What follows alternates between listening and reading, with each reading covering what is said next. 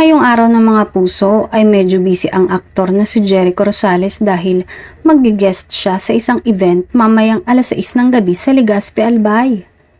Dumating na si Jericho sa Albay kanina at naghahanda na para sa magiging performances niya. Excited naman ang mga kababayan ng aktor na makita siyang mangharana mamaya sa event. Samantala, kung si Echo ay nasa Albay, kasama niya kaya ang kanyang girlfriend na si Janine Gutierrez? Spotted na dumating na ang aktor kanina at sinalubong siya ng kanyang mga tagahanga, ngunit hindi niya kasama ang aktres. O baka naman susunod naman si Janine sa aktor dahil pwede naman sila mag-spend ng Valentine's Day sa Bicol. Pagkatapos kasi sa Legazpi Albay ay sa Naga City naman ang dadaluhan ni Echo bukas na parehong event.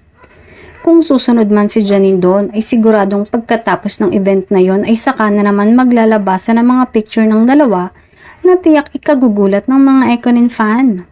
Kung ganun nga ang mangyayari ay tiyak kikiligin na naman ang kanilang mga taga-suporta.